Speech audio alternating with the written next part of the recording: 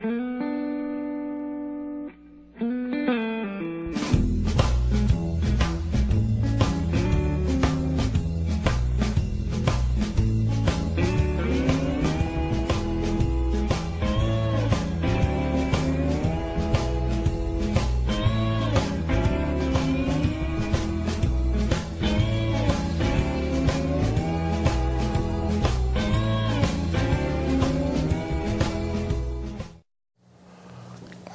to the Comedy Kitchen, and I got a cooking show going on. I'm a comedian out of the New England area, and everybody said, why are you doing a cooking show if you're a comedian?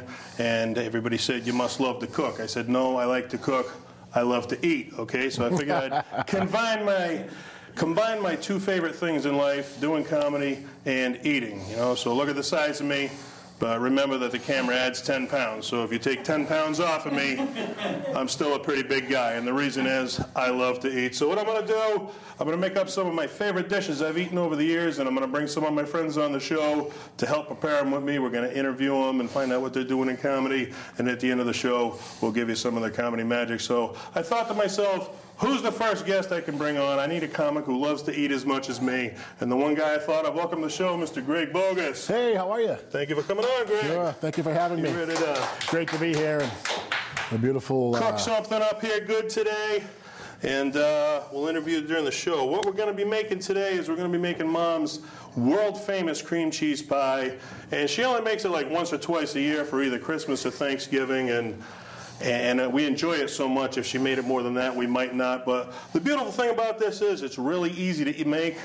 You don't need a lot of creation to make it, but while you're eating it, you'd think a lot of work went into making it because it's that good. So if you need something for a holiday or whatever occasion, this is something great to prepare, and it's something you can make quick and serve, and they'll think it took more time to make it than you actually had to put into it. So, Yay, right. Mom! Yay, Mom! All right. So what we're going to get going is to make the cream cheese pie is we have our ingredients right here. So as we go, we're going to go. But before we get started, I want to tell the audience, how did you get started in comedy? Well, I was the youngest of 6 kids, and like anybody that's in that predicament, you know that you need attention, and by needing attention, I found it by being funny. I was cute when I was younger. I didn't realize that cuteness is a finite resource. And so at some point, the cuteness wore off, so I had to actually pick up with being funny. So I started being a funny guy in school. I was a class clown, like many of us in the stand-up comedy world go on to. And ultimately, after some years of thinking I wanted to do comedy, I finally tried it, and I loved it, and I've been doing it ever since. So that's and you keep going. If you can make people laugh, it's one fun thing to do. Yeah, it's a blessing to be able to do it and make a living at it. All right, and our other favorite thing to do is eat. All right. First thing we're going to need is you need an 8-ounce Philly cream cheese, and you need to thaw it out until it's, somewhat soft. So why don't we open that up and we'll throw that in the bowl. All righty. My hands were washed prior to the show. As were mine. Let you know. So we're good to eat? Yes. It's always good. Okay.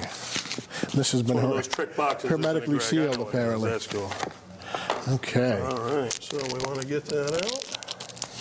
And then open it. So you got 6 brothers and sisters then? Yes, I did. Comedy made you stand out, and they were like your audience to begin with. They were originally. Yeah. That's all Philly right cream there. Cheese here. It's also good as a cold pack.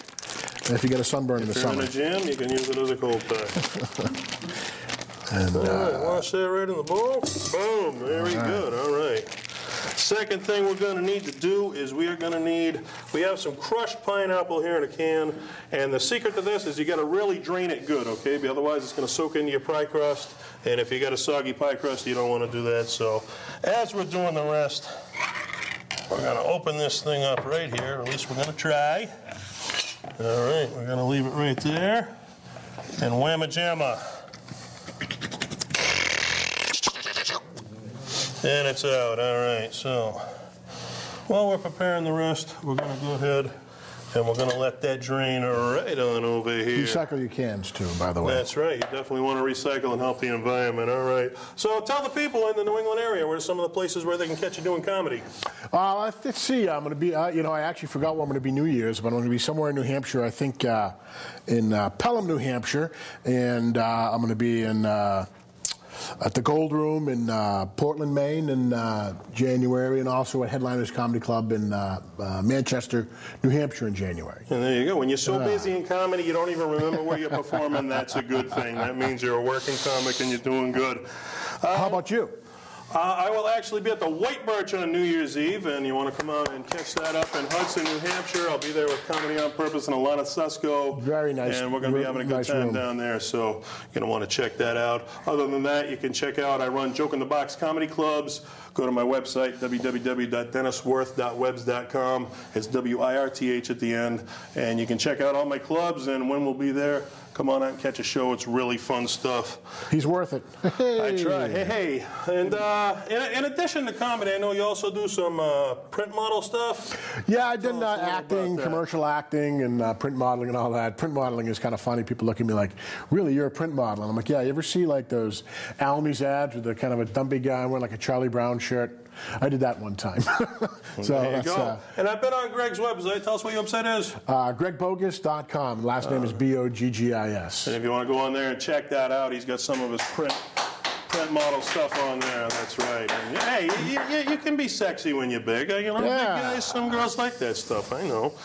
All right. What else do we got going on here? All right. We need a teaspoon of vanilla extract mixed in, which we have right here. Let's throw one of those in. We got the vanilla extract. Smell good? Smells like vanilla, right? All right. I remember as a kid, you would smell that, and it smelled great. Then you would take a taste of the extract, and it would send you running for the bathroom. Then you'd be wondering why it tastes so good. Good stuff. Okay, right so that goes in there? Yeah, jamma. All right. In addition to that, we are going to need 1/3 of a cup of some lemon. And if you got a sore throat, you can always do the lemon, and that will take care of your sore throat with a little bit of tea. So, all right, let me get this open. All right, everything's popping and making some good sounds here. 1/3 of a cup of lemon we're going to throw right on in here. All right, so Greg, in doing comedy, I know you do a lot of different venues. What are some of your favorite memories of comedy that you have to share with us? Well, I guess when I first started doing comedy, the freshness and the newness of it was something that really sticks in my head. Just like anything, the old line, familiarity breeds contempt. You've been around for a long time, and comedy becomes a way of life, so it's not quite as fresh and as exciting, and you've been doing your material for some time.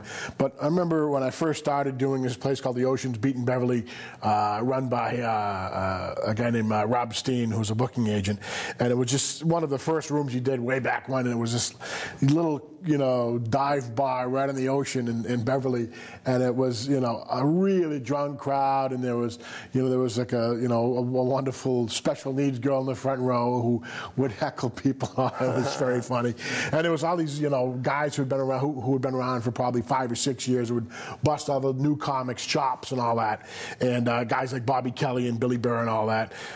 Don Gavin would show up, all these veterans, and so it would be this open mic hack, and you'd watch all these veteran comics and you'd be in awe. Right. So that newness of it and all that is something that really sticks in my mind. That was one of the really exciting things about that, getting into the business. Yeah, one of the fun things of comedy is you meet new people. I've met some of the most amazing people. You make new friends, and you all do together what you love to do is make people laugh. And absolutely.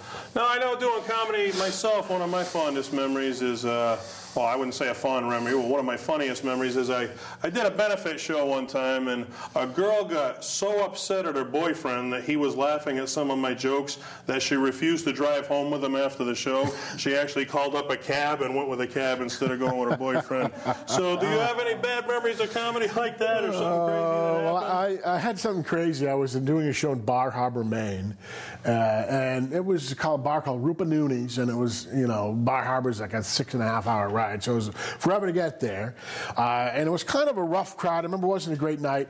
And then after the show, there was me and the other two comics. I can't remember who I was with. But we're hanging around the table, and there was a guy there, and he had a lazy eye or something. And he kept on saying, you know, why are you looking at my eye? I said, I'm just talking to you, buddy. I'm not looking at your eye. He says, if you want to look at my eye here.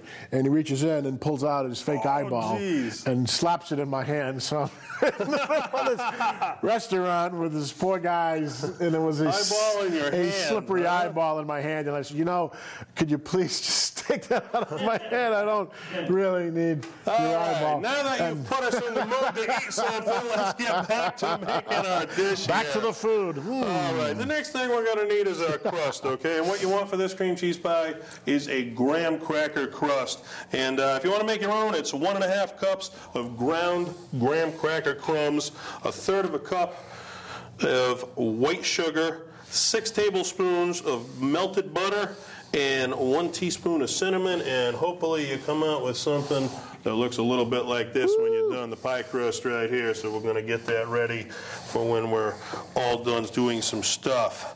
All right, so when doing comedy, who are some of your inspirations in comedy, some of your favorite comics that made you want to do it growing up? Well, as a kid, growing up in New England, the Three Stooges were very influential on my formative years. And so all that physical comedy and prop comedy, short film and all that was, you know, really got me interested in laughing and all that. So that was my early years, and obviously cartoons and things like that. I loved Scooby-Doo and Hanna-Barbera cartoons. And then as time marched on, Steve Martin came around, and I think it was his first album where he really hit it big, and that was when I saw, wow, the power to you know, bring it all together like that. To run Steve a whole Martin, room, be a conductor of a whole room. Genius as a comic. Steve Martin, Richard Pryor, George Carlin, Eddie Murphy in his early years as a stand-up. Original Godfathers of comedy right there, absolutely. And Saturday Night Live, of course, was very, very influential to a lot of comics, sure. All right, so what we want to do is you can grab your spatula here and push down on the pineapple, because as I said, we need that really, really strained out. And alrighty. When you get it all strained out... I'm pushing my pineapple. There you go. It's always good to push your pineapple. Absolutely. And once you think you got it strained enough, go ahead and pour that in the pie crust. That will be our bottom layer of the pie. Can we get a little music? Maybe ooh-ah, push it. Push it good by Salt and Pepper. Push it real good. I get the dance going, man. There we go. Whatever your comedy, music, I got it all. So now I put this in here? Yeah, you just want to spread it out on the bottom of that a little bit. All right, hold on a second. Get it all drained out. All right, it looks like it's pretty good. There's quite a bit of pineapple juice here. We'll drink that later on. You don't want any of that soaking your pie crust. That's the trick right there, folks. Now, we'll take the juice, move the pan. There we go. And just spread it out along the bottom once you got it in there. All righty. There we go. Okay, we'll put that there. On there, be all good. It's looking good and it's smelling good. I love pineapple. And pineapple adds a little tart to the taste of the pie. Absolutely. Yeah, absolutely. Okay, look at that. Beautiful. Looking good right there. All right. Beautiful. Okay. All right, next spot, you want to get 1 can of condensed sweetened milk, okay? And we're going to see, I can pose with it. I'm not trying to say any condensed milk. That's just the next step. All right, we're going to want to open that up, scrape off the cover a little bit there. Set that over there, and you're going to pour that in with your Philly cream cheese. And as it is condensed, it takes a while to come out, so that's all good. And condensed milk is a very popular additive for coffee. And Jamaica. Yeah, they say early on, you know, before they could get milk to big cities like New York and stuff, it was very popular because the milk would spoil, you know, when they couldn't refrigerate it in the old days. Yeah, that basically adds the cream and the sugar to the coffee, too. Yeah. So it's good for pie, it's good for sugar, good for coffee, it's good for everything you need. All right, so while I'm taking this out of here and doing this, what are some of your goals in comedy as you keep going forward? What do you think, where would you like to see yourself end up? Beyond the Leominster Cable Access TV world. You know, like anybody, I'd like to have my own television show or radio show. I'd like to be in a movie. Kind of like the Comedy Kitchen, right? Yeah, I've been in a couple extra in a couple of movies. I just was on the set of a Larry David comedy called what is it called? I can't remember. Clear Truth, I think. Clear History, and it was shot in Beverly at the North Shore Music Circus. I don't really know much about the movie, but I got to see Larry David and Liev Schreiber on set and got to be a part of a crowd, so that was pretty cool. So I'm looking forward to seeing that, see if I get to see my pasty mug walk by the camera when that comes out. And that'll all be fun for you when you do that. Kind of fun like making Mom's cream cheese pie here. All right, you get to lick the spoon. Remember when you were a kid licking the spoon? That was my favorite part. And Mom would always leave a little extra in the bowl that she could have used, but she wants to lick the spoon. So if you got any kids, make sure you leave a little bit left over. All right, this next step in this is a little bit technical here. Is we got to beat up our ingredients with a beater, and with the lemon juice and everything in there, it can splash really hard. So the trick is you want to cover your bowl with one hand and beat it up with the other hand. So you want to beat it or take a chance, or you want me to? I'll let you beat it. You want me to beat it? All right, I'll beat it right now. And here we go. I've never done that in public, so. Well, we're on the Comedy Kitchen. We can beat it. Don't even worry about it. Just like Michael Jackson. Beat it! Beat it! Mm-hmm. Or like Weird Al. If it gets cold, reheat it. We can do it all, baby.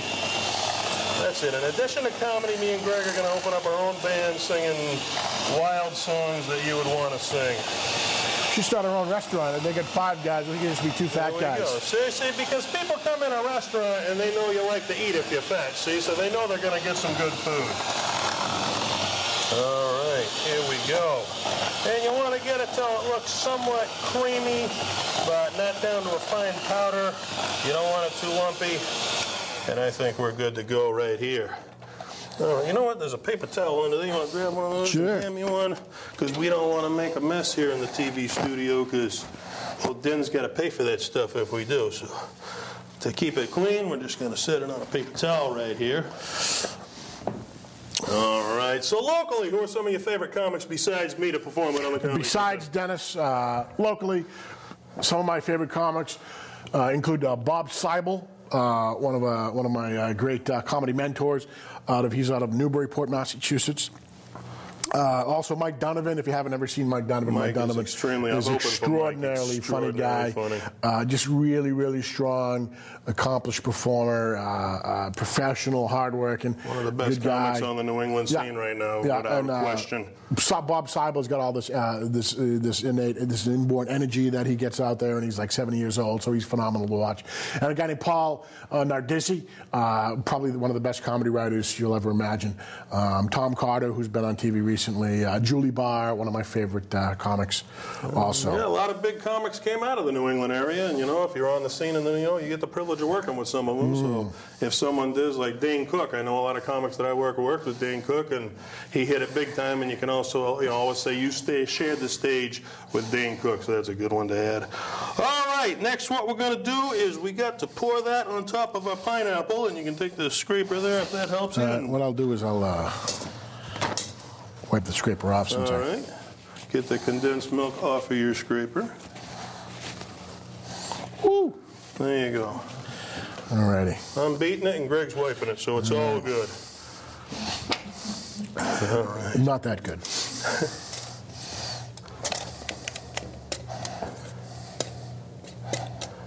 So what are some of your favorite holiday pies besides the cream cheese pie, Greg? Well, I've always liked the pecan pie, yeah. Pie right there. And then, of course, there's the New England French-Canadian meat pie. Meat pie? Yeah, Never I'll have maybe get the recipe, come back and do that. Yeah, sometime we'll come back and make up the meat pie. Called tourtière. And that is looking yummy already, isn't it? One of my favorites is the hot apple pie with the vanilla ice cream on top, if you can get that, or even the apple cobbler. That's always been one of my favorite. All right, and the final ingredient that no pie could be without are the cherries. So what we're going to have to do is strain the cherries. So I want to pull that out of there. And go ahead and pour those in. And we'll get the cherries strained up.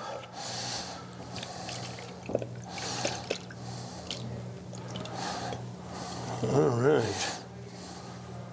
Got those strained, and what we want to do, we can just set it down there.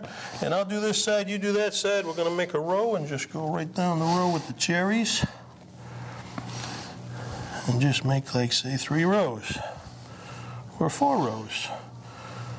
How many of a cover your cherries? We'll get it done for you, folks.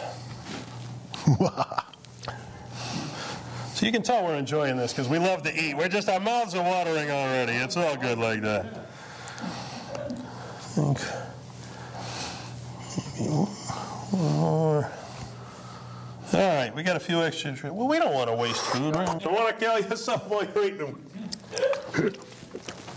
They are some pretty strong cherries. I got to give you that for sure. All right, so once we got that done, we want to show you our finished product. We're going to get it on that right there.